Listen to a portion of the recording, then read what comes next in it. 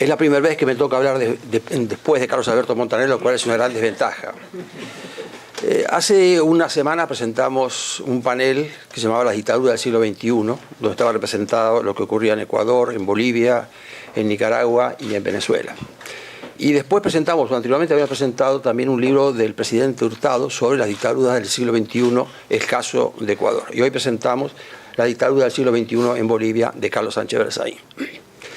A mí me comprende la general de la ley para hablar de Carlos. Hace más de 10 años casi que estamos trabajando juntos, compartimos tareas y compartimos inquietudes. Y hemos emprendido esta tarea de ver qué hacemos con lo que ocurre en América Latina. Carlos ha demostrado en todo esto una gran generosidad, porque siendo perjudicado directo por el tema de Bolivia y estando preocupado por lo que ocurre en su país, siempre pensó en el primer momento que nos debía preocupar todo lo que ocurrió en América Latina, del cual Bolivia era solo un caso. Y le cuesta mucho de Bolivia, porque como ustedes saben, el caso de Bolivia tiene menos visibilidad en América Latina que lo que ocurre en Venezuela, que lo que ocurre en Ecuador, y nos cuesta más tocar el tema de hablar de Bolivia. Yo creo que el instituto nuestro tiene una ventaja que fue la forma en que lo concibió Carlos, que es hablar de América Latina.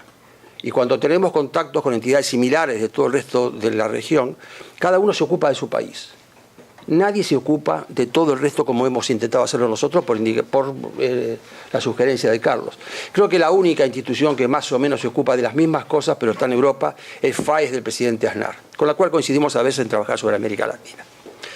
Pero a veces me pregunto, cuando hablamos de un libro que habla de la dictadura del siglo XXI, cuando hemos hablado permanentemente de esto, ¿qué ganamos? Si cuando uno no tiene la disputa del poder, ¿qué sentido tiene este tipo de actitudes?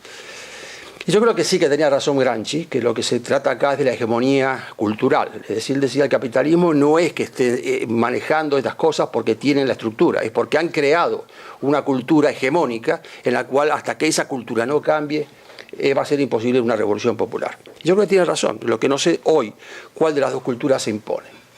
Si la cultura esta que aparece, el populismo, o la cultura nuestra.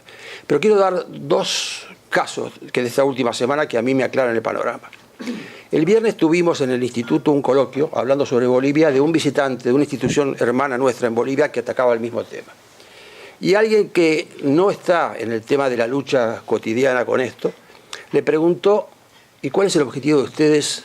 ¿Y qué ganan con esto si no pueden hacer absolutamente nada? ¿Qué sentido tiene que existan casi por la pregunta? Y yo creo que sí. Un filósofo americano, Robert Nozick, decía que tú existas hace la diferencia. Y yo creo que efectivamente no hemos hecho nada en esta lucha, no hemos hecho nada importante, pero hay una diferencia si nosotros no existiéramos peleando por lo que estamos peleando. Yo creo que ese es el sentido. Es decir, aunque hay una diferencia entre que estemos y no estemos, aunque lo que consigamos no sea tan claro. Pero el segundo hecho al que quiero hacer referencia demuestra que sí estamos consiguiendo algo. Déjeme que sea explícito y detallado en esto.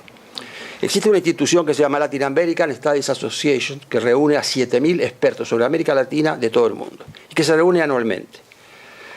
No me gusta mucho hablar de izquierda y derecha, pero está clarísimo que en LASA predomina muy fuerte un sentimiento de izquierda. Sobre 600 paneles que tiene cada congreso de LASA, no menos de 120, 130, están dedicados a los países del ALBA, a Venezuela, Nicaragua, Ecuador, Bolivia, inclusive Argentina, y ninguno de ellos es crítico.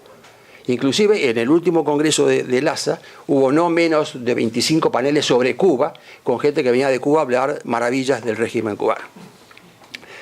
El instituto, consciente de esto y consciente que la lucha tiene que ser también en ese orden de cosas, ha organizado ya dentro de LASA 2 paneles y estamos organizando el tercero.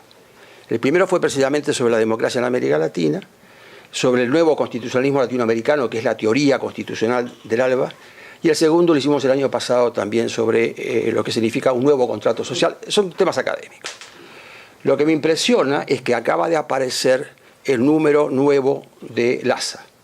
Y en el número nuevo de LASA, por vez primera, todos los contribuyentes sostienen que en Venezuela, Bolivia, Ecuador y Nicaragua ya no existe la democracia. Es decir, esa teoría que Carlos viene defendiendo hace tanto tiempo, marcando punto por punto las contradicciones entre lo que ocurre y la Carta Democrática Interamericana para señalar que no existe, hoy aparece reconocida por una institución de clara tendencia izquierdista de que en esos países ya no hay democracia. Y se analiza el caso de Venezuela, el caso de Ecuador, el caso de Nicaragua e inclusive el caso de Argentina. Lo más importante es que quienes hacen esta aclaración son gente de izquierda.